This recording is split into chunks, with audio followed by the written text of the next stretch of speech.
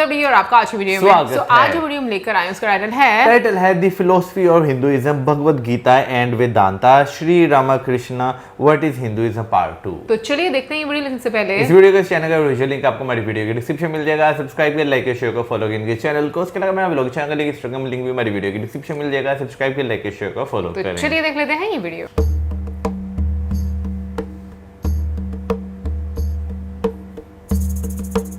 दोस्तों, आज हमारी वर्ल्ड रिलीजन्स की सीरीज की दूसरी एपिसोड है।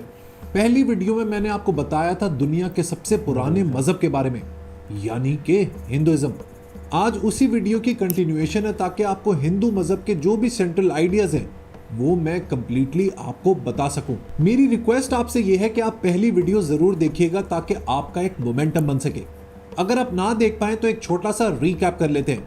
पिछली वीडियो में मैंने एक्सप्लेन किए थे हिंदुइज्म के कुछ सेंट्रल आइडियाज, जैसे कि कॉन्सेप्ट ऑफ संसारा, धर्म एंड मोक्ष। उसके बाद हमने हिंदुओं के कॉन्सेप्ट ऑफ गॉड पर बात की थी, जिसमें हमने डिस्कस किया था त्रिमूर्ति को, यानी कि ब्रह्मा, विष्णु और शिव। फिर मैंने आपको एक्सप्लेन किए थे हिंदू मजहब के सीक्रेट टेक्स्ट, यानी कि वेदास और उपनिषद्स। नेक्स्ट मैंने आपको ब्रीफ किया था about the Hindu concept of time के बारे में।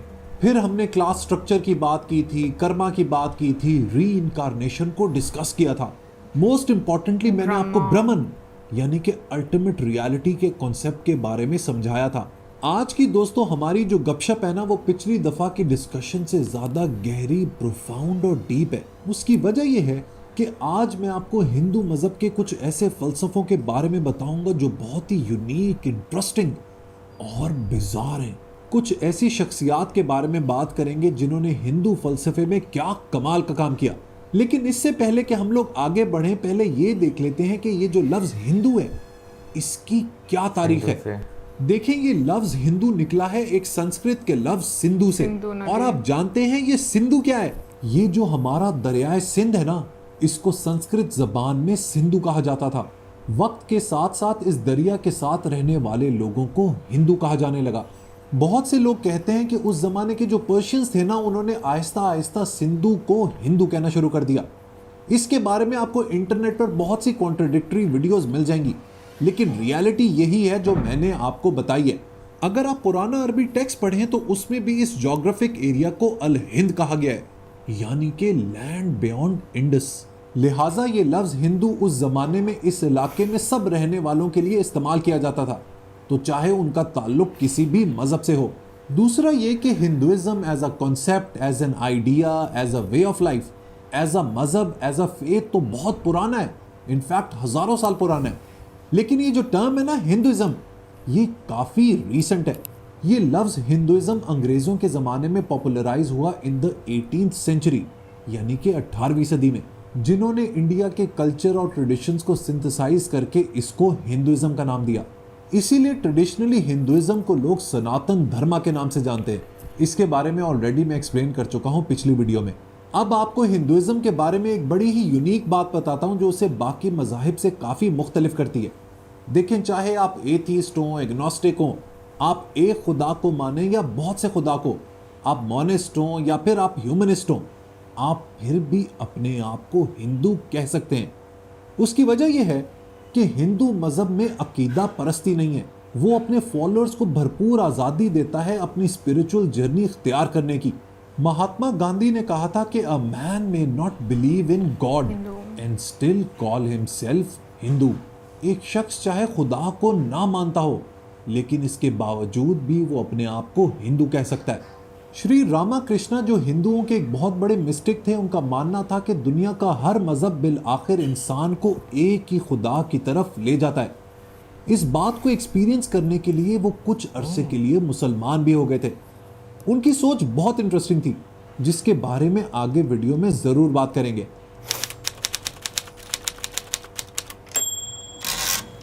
देखिए, दुनिया का हर मजहब इंसान को उसकी जिंदगी का मकसद पहचानने में मदद करता है। हिंदू मजहब में इंसान की जिंदगी के 4 मेन गोल्स या ऑब्जेक्टिव्स हैं, जिन्हें पुरुषार्थास कहते हैं। ये 2 लफ्जों का कॉम्बिनेशन है, पुरुष यानी इंसान और आर्था या अर्थ यानी मकसद, पर्पस या फिर एंड। इन 4 पुरुषार्थास में शामिल हैं धर्मा, आर्था, कामा और मोक्ष। इनको आप धर्म, आर्थ, काम या मोक्ष भी कह सकते हैं। एक इंसान पूरी जिंदगी इन 4 चीजों को अचीव करने की कोशिश में लगा रहता है। धर्मा का मतलब है राइट लिविंग, यानी कि एक सच्ची और ईमानदार जिंदगी गुजारना। धर्मा दरअसल इंसान की डिवाइन ड्यूटी का नाम है और ये एक ऐसी फोर्स है जो सोसाइटी के फैब्रिक को बैलेंस रखती है। आर्थ का मतलब है खुशहाली और दौलत हासिल करने के लिए कोशिश करना, क्योंकि इंसान की खुशी, उसकी हैप्पीनेस बहुत हद तक उसकी दौलत, उसके फॉर्च्यून, उसके वेल्थ से जुड़ी हुई है। आर्थ के बाद आता है कामा, जिसका ताल्लुक इंसान के प्लेजर से है। इंसान ये प्लेजर हासिल करता है अपनी 5 सेंसेस से, अपनी रूह से और अपने दिमाग से। कामा में इंसान का मेंटल प्लेजर भी शामिल है और सेक्सुअल प्लेजर भी। लेकिन इवेंचुअली इंसान की जिंदगी का जो सबसे बड़ा ऑब्जेक्टिव है ना, वो है मोक्ष हासिल करना। मोक्ष का मतलब है लिबरेशन, कंटेंटमेंट और self fulfilment.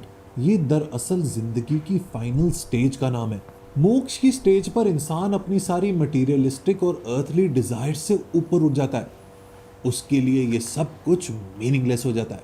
6th century BC तक जिंदगी के पर्पस को लेकर हिंदुइज्म में 2 तरह की रिवायत कायम हो चुकी थी। ज्यादातर लोग वैदिक ट्रेडिशंस को फॉलो करते थे, जिसमें वो खुदा के सामने सैक्रिफाइस पेश करते थे ताकि बदले में उनको वेल्थ और प्लेजर मिल सके, जबकि दूसरी तरफ लोग एसेटिसिज्म की तरफ माइल होने लगे। एसेटिक वो लोग होते हैं जो स्पिरिचुअल लिबरेशन हासिल करने के लिए इस दुनिया से अलग थलग हो जाते हैं, ठीक उसी तरह जिस तरह मुस्लिम कल्चर में दरवेश होते हैं।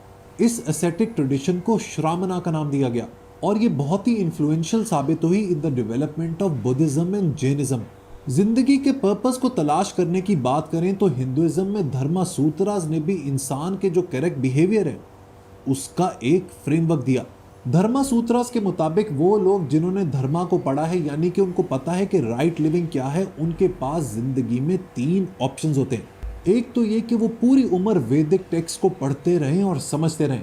दूसरा ऑप्शन ये कि they can seek wealth and pleasure. और तीसरा ऑप्शन ये कि वो सब चीजें पीछे छोड़कर एक एसेटिक बन जाएं। लेकिन दोस्तों मसला ये था कि ये जो श्रामना की ट्रेडिशन है ना, ये एसेटिसिज्म को ज्यादा वैल्यूएबल समझती थी बजाय आर्था के और कामा के, जिसके बारे में वैदिक ट्रेडिशन ने हमेशा बताया था। हजारों साल तक वेदास ने यह बताया कि मटेरियल कंफर्ट और पर्सनल फुलफिलमेंट एक नोबल कॉज है, लेकिन श्रामना ने दरवेशी को इन सब चीजों से ऊपर करार दिया। लेकिन 5th सेंचुरी BC में धर्मशास्त्रास ने जिंदगी को देखने की एक नई अप्रोच दी। शास्त्रास के मुताबिक एक इंसान की जिंदगी के 4 स्टेजेस होते हैं, जिसमें सबसे पहली स्टेज है ब्रह्मचार्य। इस स्टेज में इंसान एक स्टूडेंट की तरह वैदिक लिटरेचर को किसी भी गुरुकुल में पढ़ता है और समझता है। इसके अलावा वो धर्मा के बारे में नॉलेज हासिल करता है, फिलॉसफी पढ़ता है, लॉ पढ़ता है और हिस्ट्री पढ़ता है टिल द एज ऑफ 25 और 30। इस स्टेज में किसी भी सेक्सुअल एक्टिविटी में इन्वॉल्व होने से भी मना किया जाता है ताकि वो अपनी सारी एनर्जीज फोकस कर सके लर्निंग की तरफ। इस एजुकेशन स्टेज के बाद एक हिंदू शख्स अपनी दूसरी स्टेज में दाखिल हो जाता है, जिसको कहते हैं गृहस्था। इस स्टेज में वो इकोनॉमिकली एक्टिव हो जाता है, उसकी शादी हो जाती है और बच्चे हो जाते हैं।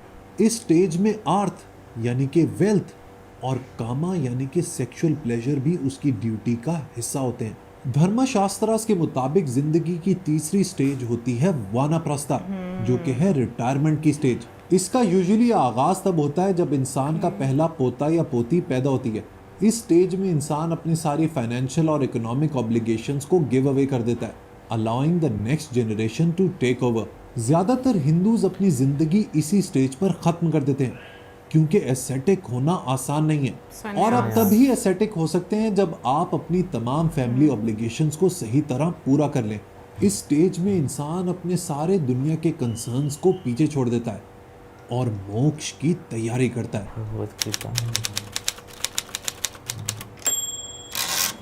अब जरा दोस्तों भगवत गीता की बात कर लेते हैं, जो शायद हिंदू स्क्रिप्चर्स में सबसे इंपॉर्टेंट टेक्स्ट है। गीता की जो थीम है ना, वो रिवॉल्व करती है बिटवीन वर्च्यू एंड ड्यूटी। इसका नैरेटिव दरअसल एक डायलॉग है पांडव प्रिंस अर्जुन और श्री कृष्ण के दरमियान, जो एक्चुअली में लॉर्ड विष्णु का ही एक अवतार है। अर्जुन बेसिकली एक जंग की तैयारी कर रहा होता है, यानी कि महाभारत। लेकिन इस जंग से पहले वो एक कंफ्यूजन, एक परेशानी का शिकार है। उसकी वजह यह है कि जिनसे ये जंग होनी है वो उसी के फैमिली के लोग हैं, उसका खून है, उसके कजन्स हैं। अब चूंकि अर्जुन का ताल्लुक क्षत्रिय क्लास से है, लिहाजा जंग करना उसकी डिवाइन ड्यूटी है। लेकिन उसे फिर भी डर है कि कुरुक्षेत्र के मैदान में खून बहेगा तो उसके अपने लोगों का, जिनकी वो दिल से बहुत रिस्पेक्ट करता है। यहाँ तक कि गीता के आगाज में अर्जुन कहता है कि मैं अपनी किंगडम हासिल करने के लिए अपने ही लोगों की गर्दनें नहीं काट सकता। अब अर्जुन एक कंफ्यूजन का शिकार है, क्या वो अपनी ड्यूटी करे या फिर अपने लोगों को मरने से बचाए। इस परेशानी में उसके गाइड बनते हैं श्री कृष्ण, जो असल में उसके चैरियटियर यानी कि रथ चालक हैं। श्री कृष्ण अर्जुन को कहते हैं कि उसे अपनी ड्यूटी करनी चाहिए। उसकी वजह यह है कि तुम्हारे अंदर इस लड़ाई को लेकर जो बुरे कामों का डर है ना, वो सही नहीं है। अगर तुम नफरत और लालच की वजह से ये लड़ाई लड़ रहे होते तो ये बुरे कामों में शामिल होता। एक शख्स अगर बगैर किसी स्वार्थ के, बगैर किसी सेल्फिश मोटिव के, बगैर खुदगर्जी के अपनी ड्यूटी करता है तो इससे बेहतर कुछ नहीं, तो चाहे उसमें जान भी चली जाए। अर्जुन को कन्विंस करने के लिए श्री कृष्ण एक और वजह देते हैं। वो कहते हैं कि दरअसल इंसान तो अमर है, इमॉर्टल है, वो तो कभी नहीं मरता, मरता तो सिर्फ जिस्म है। रूह तो फिर दोबारा पुनर्जन्म लेती है, किसी और जिस्म में फिर दोबारा जिंदा होती है, लिहाजा no one is really killed. ये है दोस्तों महाभारत का कॉन्सेप्ट, जिसको हिंदू बहुत ज्यादा फॉलो करते हैं। By the way Bhagavad Gita इसी पोम महाभारत का हिस्सा है। एक और एपिक पोएम है जिसको हिंदुइज्म में बहुत फॉलो किया जाता है और वो है रामायणा। ये बेसिकली कहानी है प्रिंस राम और उनकी बीवी सीता की, जिसको इवेंचुअली रावण किडनैप कर लेता है। इन दोनों पोम्स में अलग अलग कैरेक्टर्स हैं जिनकी अलग अलग क्वालिटीज हैं। इसमें मॉरल डिलेमा है, फलसफा है, साइकोलॉजी है, जिससे हिंदूज काफी इन्फ्लुएंस और इम्पिटस लेते हैं। दोस्तों आप लोगों ने हिंदुओं को पूजा करते हुए तो जरूर देखा होगा। जरा इस पूजा के कॉन्सेप्ट को भी आज समझते हैं। हिंदुइज्म के पुराने वैदिक टेक्स्ट में अग्नि यानी आग पर पूजा करना, सैक्रिफाइस करना बहुत इंपॉर्टेंट था। लेकिन ये सैक्रिफाइस उस वक्त सिर्फ ब्राह्मण कर सकते थे। लेकिन वक्त के साथ साथ इस पूजा में बाकी लोग भी शामिल होने लगे और ये प्रैक्टिस ऑफ भक्ति में बदल गई, जिसमें मंदिर बनाए गए जहां भगवान की मूर्तियां थी और लोग अपनी मर्जी से आकर वहां पर पूजा करने लगे। लेकिन पूजा में आखिर होता क्या है? यूजुअली इसमें भगवान की मूर्ति के सामने खाना, फूल, दूध जैसी चीजें पेश की जाती हैं। ये पूजा घर में भी हो सकती है और मंदिर में भी। पूजा के आखिर में जिस शख्स ने इबादत की होती है उसे एक प्रसाद भी दिया जाता है, जिसको आप बेसिकली भगवान की ब्लेसिंग कंसिडर कर लें। लेकिन पूजा की एक फिलोसॉफिकल और मेटाफिजिकल एंगल भी है। वेदास में ये लिखा गया था कि ब्राह्मण जो भगवान की पूजा करते हैं वो दुनिया के ऑर्डर को बरकरार रखने के लिए बहुत ज़्यादा इंपॉर्टेंट है। लेकिन ऐसा करने के लिए खुदा के साथ, भगवान के साथ बातचीत का ताल्लुक ज़रूर होना चाहिए और आप अपनी ऑफरिंग्स के ज़रिए, अपने सैक्रिफाइसेस के ज़रिए भगवान के साथ इस रिलेशनशिप को डेवलप कर सकते हैं। सो ये जो हिंदुओं की पूजा पाठ है ना, ये दरअसल भगवान के साथ उनकी कन्वर्सेशन की एक निशानी है। इन रिचुअल्स के ज़रिए वो अपने भगवान से बात करते हैं। अब दोस्तों बढ़ते हैं हिंदुइज्म के कुछ बिजार और ज़हन को हिला देने वाले आइडियाज़ की तरफ। इसमें सबसे पहले बात करते हैं वेदांता पर, जिसे वेदांत भी कहते हैं। वेदांता हिंदू फलसफे की एक ब्रांच का नाम है जिसका मतलब है द एंड ऑफ वेदास। इसको डेवलप किया था एक इंडियन फिलोसोफर आदि शंकरा ने in the 9th century. Vedanta basically दो लफ्जों का जोड़ है, जिसमें वेदा बात करता है फंडामेंटल टेक्स्ट ऑफ हिंदुइज्म के बारे में, यानी कि वेदास, और आंता मीन्स द एंड। बेसिकली इसका मतलब है फाइनल या फिर हाईएस्ट टीचिंग्स ऑफ वेदास।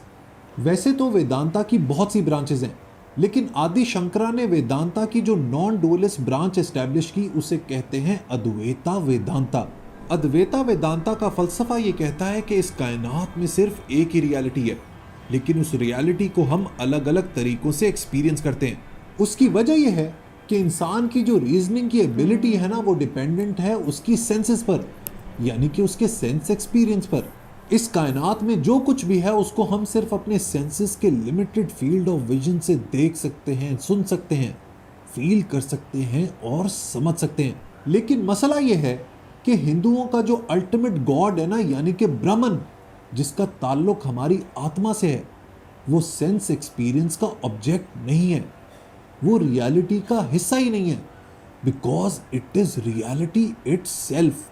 हम लोग आम चीज़ों को तो उनकी खुसूसियात के हिसाब से अलग अलग कर सकते हैं, लेकिन Brahman by contrast has no physical attributes. लिहाजा हम अपनी सेंसेस के जरिए ब्रह्मन की लॉजिकल और रैशनल इंटरप्रिटेशन नहीं कर सकते। अब ये जो आइडिया है ना, ये इंसान को कंफ्यूज कर देता है। वो इसलिए कि अगर हम खुदा की एग्जिस्टेंस को प्रूव कर ही नहीं सकते तो फिर उसकी पूजा कैसे की जाए। इस सवाल का कमाल जवाब दिया आदि शंकरा ने अपने फलसफे के जरिए, और जवाब कुछ यूं था। शंकरा ने ब्रह्मन को दो मुख्तलिफ हिस्सों में तकसीम कर दिया। एक को कहा निर्गुणा ब्रह्मन, जो कि है अनक्वालिफाइड रियलिटी और जिसको सिर्फ प्योर कॉन्शियसनेस यानी आत्मा या इंट्यूशन के जरिए पहचाना जा सकता है। दूसरा है सगुना ब्रह्मन यानी कि क्वालिफाइड रियलिटी, जो एक ट्रेडिशनल आइडिया ऑफ गॉड की तरह है जो दुनिया चलाता है। ब्रह्मन एक अनचेंजिंग रियलिटी है, लेकिन उसको जानने के अलग अलग तरीके हो सकते हैं। आदि शंकरा के मुताबिक ये दुनिया एक इल्यूजन है, ये सब माया है। उसकी वजह यह है कि इस दुनिया में दो तरह की रियलिटीज हैं और वो दोनों ही फॉल्स हैं। एक तो है हमारी नज़रों के सामने का अपरेंट वर्ल्ड, जबकि दूसरा है प्रैग्मेटिक वर्ल्ड, जिसका ताल्लुक हमारे प्री कंसीव नोशंस यानी कि पहले से तसव्वुर शुदा तसव्वुरात से है। ये सब बातें मुझे the great the magical Immanuel Kant की याद दिला रही हैं। I am sure he must have got some inspiration from these texts. देखें, ये दोनों आइडियाज़ गलत इसलिए हैं क्योंकि ये सिर्फ और सिर्फ हमारी सेंसेस और हमारे जहन की पैदावार है। जैसा हमारे जहन का सांचा होता है, हमें दुनिया वैसी ही नज़र आती है। लिहाजा ये जो दुनिया को हम लोग विटनेस करते हैं ना अपनी सेंसेस से, ये एक इल्यूजन है, ये सिर्फ एक माया है। रियलिटी सिर्फ एक ही चीज़ की है और वो है ब्रह्मन की। देखिए, ये जो सारी गुफ्तगू मैंने आपसे की ना, इसकी बहुत ज़्यादा इंपॉर्टेंस है ना सिर्फ हिंदू मज़हब में बल्कि for all religions in general. ये जो कॉन्सेप्ट है ना निर्गुणा और सगुना ब्रह्मन का, ये हमें ये बताता है कि मज़हब दो लेवल्स पर एग्जिस्ट करता है। पॉपुलर लेवल पर आपको पूजा पाठ नज़र आएगी, इबादत नज़र आएगी, रिचुअल्स नज़र आएंगे, डिवोशन नज़र आएगी। लेकिन ये पूजा पाठ और इबादत सिर्फ पहली सीढ़ी है लिबरेशन और नॉलेज हासिल करने के लिए। इंसान को असल नॉलेज, मोक्ष और लिबरेशन तब हासिल होती है जब वो अपनी पूरी कंसंट्रेशन के साथ ब्रह्मन के साथ यूनिफाई हो जाता है, एक हो जाता है। और अब मैं आपको हिंदू मज़हब की कोर यानी कि बुनियादी फिलॉसफी के बारे में बताने वाला हूँ। आदि शंकरा के मुताबिक इंसान जब इस इनसाइट स्टेज पर पहुँच जाता है ना, तो वो उस सिंगल रियलिटी के साथ यकजा हो जाता है, यूनिफाई हो जाता है। ऐसी स्टेज पर किसी और खुदा, किसी और भगवान, किसी और पूजा, किसी और रिलीजियस सेरेमनी की ज़रूरत ही नहीं रहती। इकबाल की जो किताब है ना reconstruction of religious thought in Islam, उसका जो पहला चैप्टर है नॉलेज एंड रिलीजियस एक्सपीरियंस, उसकी बहुत सी बातें आदि शंकरा के इस कॉन्सेप्ट से मिलती हैं। इसके बारे में अगर आप मज़ीद जानना चाहते हैं तो मेरे वीडियो आर्काइव्स में इस वीडियो को ज़रूर देखिएगा। दोस्तों, अब मैंने आपको हिंदुइज़्म या हिंदू मज़हब के जो मेन सेंट्रल आइडियाज़ हैं ना, उनके बारे में बता दिया है। शायद कुछ छोटी मोटी बातें रह गई हों, उसके लिए मुझे माफ़ कर दीजिएगा। देखिए, एक एक कॉन्सेप्ट के ऊपर ना बड़ी बड़ी वीडियोस बन सकती हैं, 3-3 घंटे की बातचीत हो सकती है, लेकिन मेरी इस सीरीज़ का कॉन्सेप्ट ये है कि आपको कॉम्प्रिहेंसिवली जो मेन आइडियाज़ हैं उनके बारे में डिटेल में बता दिया जाए। And guess what, I have saved the best for the last. अब जो आइडिया मैं आपको बताऊंगा ना, वो हिंदुइज़्म के बारे में बहुत ही ग्रैंड है, यूनिवर्सल है, आलमगीर है, और ये आइडिया रिलेट करता है श्री रामाकृष्णा के हवाले से, जिसके बारे में मैंने जिक्र किया था इस वीडियो के स्टार्ट में। मैंने आपको बताया था कि वो कुछ अरसे के लिए मुसलमान हो गए थे, लेकिन उनकी सोच की बेसिस क्या थी?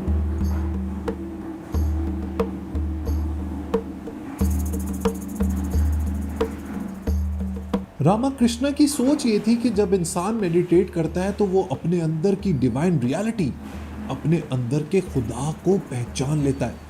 लिहाजा चाहे वो किसी भी खुदा की इबादत करे, इवेंचुअली है सिर्फ एक ही स्पिरिचुअल और अल्टीमेट रियलिटी। लिहाजा हिंदुइज्म में हर शख्स को आज़ादी है कि वो अपने हिसाब से पूजा कर सकता है, क्योंकि अल्टीमेटली होली पावर तो सिर्फ एक ही है और वो है ब्रह्मन। लेकिन दोस्तों, कहानी यहीं पर ख़त्म नहीं होती। रामकृष्ण का ये मानना था कि आप किसी भी मज़हब को इसी तरह से एक्सपीरियंस कर सकते हैं, चाहे आप किसी भी मज़हब से हों। इवेंचुअली सबका रास्ता एक ही खुदा की तरफ जाता है। इस बात को साबित करने के लिए श्री रामकृष्ण ने एक अजीबो गरीब सा एक्सपेरिमेंट किया। वो कुछ अरसे के लिए मुसलमान हो गए और भरपूर तरीके से इस्लामी टीचिंग्स को फॉलो करना शुरू किया। इस एक्सपीरियंस से रामकृष्ण का कंक्लूजन ये था कि जब इंसान अपनी खुद की पहचान पर निकल जाता है ना, यानी कि सेल्फ डिस्कवरी पर, तो चाहे उसका कोई भी मज़हब हो, उसका बिलीफ सिस्टम कुछ भी हो, उसका अकीदा कुछ भी हो, वो हिंदू हो, मुसलमान हो, मसीही हो या फिर यहूदी हो, मिलना उसने सिर्फ एक ही सिंगल और अल्टीमेट रियलिटी से होता है। All religions lead to one God. सारे मज़हब बिल आखिर एक ही खुदा की तरफ लेकर जाते हैं।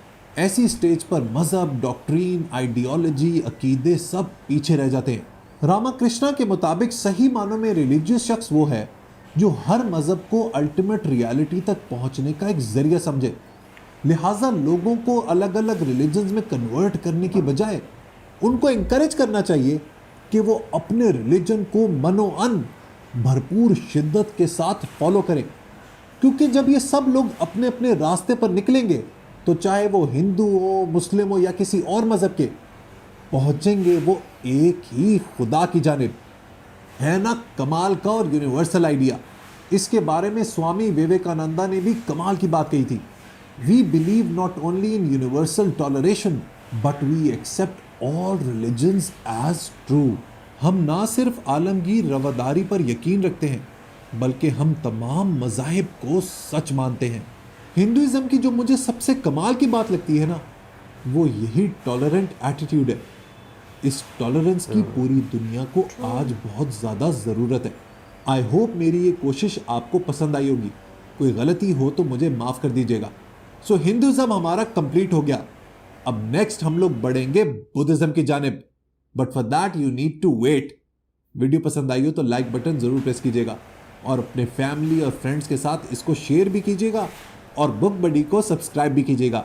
And next time, good bye. भाई आज के टाइम में बात करें ना तो हर इंसान जो है वो अपने मुताबिक जो है वो अपनी ज़िंदगी गुजारता है, लेकिन हाँ कुछ लोग जो है वो बहुत डिफरेंट तरीके से जो है आपको डिफरेंट तरीके से तो नहीं मैं ये कहूँगा कि बल्कि वो जो है ना एक आपको अपनी ज़िंदगी बड़े सिंपल तरीके से जो है वो लेकर चलते हुए जो है नज़र आते हैं। क्योंकि हम देखें ना तो हम बहुत मॉडर्नाइजेशन की बात करते हैं या हम जो है मॉडर्न टाइम की बात करते हैं, लेकिन अभी आज के टाइम में भी जो है ना आपको ऐसे लोग नज़र आते हैं जो ब्रह्मचारी ज़िंदगी जो है वो गुजारते हैं। उसके साथ साथ अगर बात की जाए तो भाई वो अपनी ज़िंदगी इस तरह गुजारते हैं कि वो एक तरह से जो आजकल की एक मैं कहूँगा कि आर्टिफिशियल दुनिया बनी हुई है ना, उससे संन्यास ले चुके हुए हैं। बिल्कुल, लेकिन मुझे ये चीज़ अच्छी लगती है कि हिंदुइज्म में सनातन धर्म में बोलूँगी, क्योंकि अगर एक्चुअल वर्ड जो है वो सनातन धर्म है, तो उसमें जो पॉइंट्स जिस तरीके से डिस्कस किए गए, क्योंकि जैसे संन्यास का बीच में जिक्र किया गया, उसके भी कुछ रूल्स हैं। ऐसा नहीं है कि आपकी फैमिली है तो आप उनको एक साइड पर छोड़ के तो फिर आप संन्यास आपने ले लिया है। आपने अपनी फैमिली के जो जितनी भी रिस्पॉन्सिबिलिटी है उसको पूरा करना है, उसके बाद जाकर आप कहीं पर इन चीज़ों की तरफ जो है वो जा सकते हैं।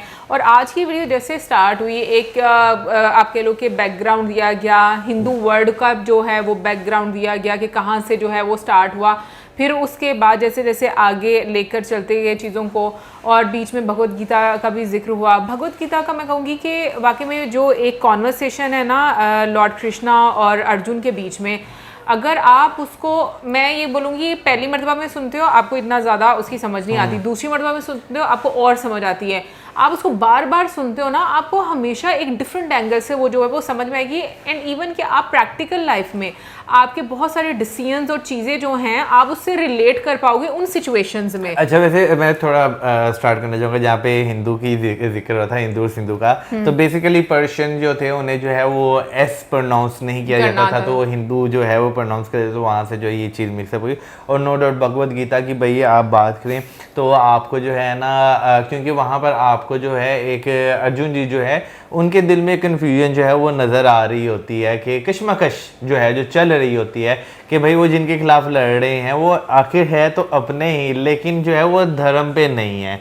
तो वो जब आप कन्वर्सेशन सुनते हैं ना तो भाई उसमें जो है ना आपको आज की रियलिटी जो है आज के टाइम में जो चलता है वो नज़र आ रहा है कि भाई आपके आंखों के सामने है। यानी कि आप महाभारत की बात करते हैं ना, आप बेशक कंस की बात करें, आप उसमें भीष्म पिताजी की बात करें, जितने भी कैरेक्टर हैं उसमें वो सारे आज के टाइम पे जो है ना आपको एक फैमिली के अंदर या पूरे खानदान के अंदर जो है ना वो आपको जो है वो सारे देखने को मिलते हैं। बिल्कुल। और मैं ये बात कहूँगी कि भगवद गीता और महाभारत जब आप देखते हो तो सच में आजकल के टाइम के लिहाज से वो आपको बहुत हेल्प करती है, सिचुएशंस जितनी भी उसमें दिखाई गई हैं, क्योंकि बेसिकली जो डिटैचमेंट है वो करना बताया गया कि आपको धर्म का साथ देना है, आपको राइट जो एक रास्ता है उसको फॉलो करना है, फिर आगे बेशक आपका अपना है या कोई भी है, लेकिन आपको जो हक है, जो सही बात है उसी का साथ देना है। और मुझे लगता है कि आजकल हमारी सोसाइटी में जो मेन प्रॉब्लम है वो यही है कि जब हमारे अपनों पर कोई चीज़ आती है तो हमारे रूल्स और हो जाते हैं, जब किसी और पर आती है तो हमारे रूल्स और हो जाते हैं, तो जिसकी वजह से हमारी सोसाइटी में इतनी प्रॉब्लम जो है वो क्रिएट होती हैं। इनफैक्ट मुझे लगता है सबसे ज़्यादा मुश्किल सच में ये जो सिचुएशन दिखाते हैं ना, और जैसे अर्जुन के मन में बहुत सारे ख्यालात आ रहे होते हैं और सवाल आ रहे होते हैं, वो वाकई में आजकल के टाइम में आपको अपनों के लिए आते हैं कि कुछ ऐसी सिचुएशन जब बनती हैं आपको नहीं समझ आता कि अगला बंदा ये समझेगा कि आप सेल्फिश हो रहे हो, लेकिन आपको ये क्लियर होना चाहिए कि आप सेल्फिश नहीं, आप सही का साथ दे रहे हो। अब इसमें भी बहुत ज़्यादा ना एक वो चीज़ आती है कि आपका यहाँ से क्लियर होना बड़ा ज़रूरी है कि आपके अंदर ईगो नहीं होनी चाहिए कि भाई आपके अंदर ईगो है कि नहीं मैं सही हूँ, मैं सही कह रही हूँ या कह रहा हूँ। आई थिंक आपको वो चीज़ बहुत क्लैरिटी के साथ पता होनी चाहिए कि नहीं ये ईगो तो एक साइड पर है, बट जो धर्म है, जो सही बात है, हमको उसको फॉलो करना चाहिए। असल में ना चीज़ों को लेकर हमारे अपनों की तरफ से ना इतनी कन्फ्यूजन जो है ना वो भर दी जाती है ना कि आप जो है ना समझ नहीं पाते हकीकत में कि आपको किस चीज़ का जो है वो साथ जो है वो देना चाहिए। क्योंकि आप महाभारत में भी देखें तो आपको यही चीज़ जो है वो नज़र आती है कि भाई एक बंदा अपनी होल्डिंग रखने के लिए जो है ना बाकी सारी चीज़ों को जो है वो इग्नोर करता है। तो अगर आज के भी सिस्टम में देखा जाए, बेशक वो आप पॉलिटिकल सिस्टम में देख लें, बेशक वो आप फैमिली पॉलिटिक्स में देख लें, ऑफिस पॉलिटिक्स में देख लें, आपको एक चीज़ जो है वो नज़र आती है कि भाई एक बंदा अपना होल्ड रखने के लिए जो है ना वही ना अपने स्वार्थ के लिए बाकी सारों को जो है ना इस तरीके से मैनिपुलेट करता है कि भाई ना चाहते हुए भी ना, अगर अगला बंदा जो है ना उसे पता भी हो गई यार ये गलत कर रहा है, लेकिन अपने आप को प्रोटेक्ट करने के लिए, अपने आप को बचाने के लिए ना चाहते भी वो काम करते हैं। और इसमें ये बात बोलिए कि उस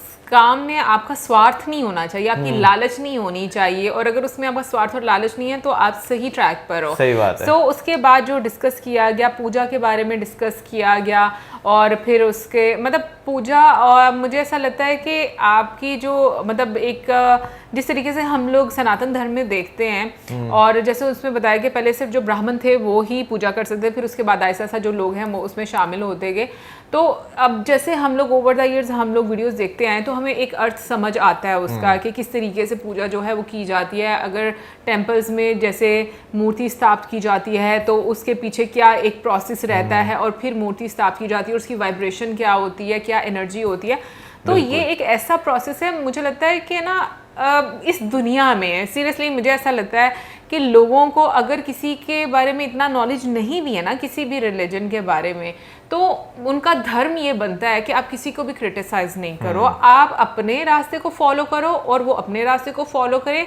और इवेंचुअली जैसे कि बीच में बोला भी गया कि रास्ता हर जगह पर एक ही जगह पर जाएगा, जितने भी रास्ते हैं वो एक ही जगह पर जाएंगे। तो मुझे लगता है कि आसानी बहुत हो जाएगी लोगों के लिए कि ये जो झगड़ा हो जाता है ना बीच में कि मैं सही हूँ और तुम गलत, तुम सही और मैं गलत, तो ये चीज़ जो है ना वो मुझे लगता है कि सही मतलब उसकी प्रॉब्लम नहीं होगी, इसमें कोई शक नहीं। फिर वही बात आ जाती है ना कि जब ये चीज़ें सारी हो जाएंगी तो फिर जो है दुनिया सुधर नहीं जाएगी, मुस्लिम मसाइल खत्म नहीं हो जाएंगे। लेकिन तुम ये भी देखो ना, बस बीच में जैसे स्वामी विवेकानंद जी, उन्होंने भी ये बात बोली कि सारे मजहब जो हैं हम उनको सच्चा मानते हैं, ठीक है ना। जब एक आपको एक ऐसी आपके लोग पर्सनैलिटी जो है वो इस तरह की बात करती है, उसका बड़ा एक इम्पैक्ट होता है लोगों पर। भाई देखिए, लास्ट वीडियो में मैंने यही बात की थी कि जो महिला जिनकी मैंने, जो पाकिस्तानी की फिलोसफर थी, उनकी मैंने एग्जांपल दी थी कि भाई दुनिया के जितने भी मजहब होते हैं ना, अगर आप उनका कोर उठा के देखना तो आपको यही चीज़ जो है वो सिखाते हैं कि आपने ज़िंदगी किस तरह गुजारनी है। लेकिन वो अलग बात है कि भाई कुछ लोगों ने चीज़ों अपने पर्सनल, मैं कहूँगा इंटरेस्ट के लिए चीज़ों को बहुत तरीके से जो है वो मैनिपुलेट कर करके लोगों के सामने पेश किया है। और अभी यहाँ पर हम लोग बात करेंगे श्री रामाकृष्णा जी के बारे में। उन्होंने जो इस्लाम की प्रैक्टिस है वो सिर्फ 3 दिन के लिए की थी, जो हम लोगों ने पढ़ा है यहाँ पर और ये चीज़ हमारे लिए काफ़ी नई थी। हाँ, ये मेरे लिए भी बिल्कुल नहीं थी, बट मुझे ये बहुत खूबसूरत भी लगी। और मैं ऑनेस्टली बोलूँ तो मुझे लगता है कि ये चीज़ें सिर्फ आपको ना सनातन धर्म में ही होती हुई नज़र आती हैं, ये आपको और कहीं नहीं मिलेंगी, क्योंकि और कहीं पर आप नहीं देखते कि जो गुरु हैं किसी और भी रिलीजन के, वो अपने रिलीजन के अलावा प्रैक्टिस करके तो मतलब एक इस तरह का मैसेज दें। तो मुझे लगता है कि ये जो फ्लेक्सिबिलिटी है और ये जो टॉलरेंस है, ये आपको सिर्फ सनातन धर्म में ही नज़र आता है कि आप चाहे कुछ भी मानते हो, लेकिन ये है कि आपको इतनी ज़्यादा एक फ्रीडम दी जाती है कि आप उसमें रहकर अपने आप को कनेक्ट कर पाते हो उस हायर पावर के साथ, जिस तरह से भी आप करना चाहते हो, कनेक्ट होना चाहते हैं। एग्जैक्टली। एनीवे गाइस, ओवरऑल ये तो थी हमारी आज की वीडियो। आई होप आपको अच्छी लगी होगी, और आपका क्या कहना है इसके बारे में जरूर बताइएगा हमें कमेंट सेक्शन में। इसके साथ में जो हमारी वीडियो चैनल करें, वीडियो से गुड बाय।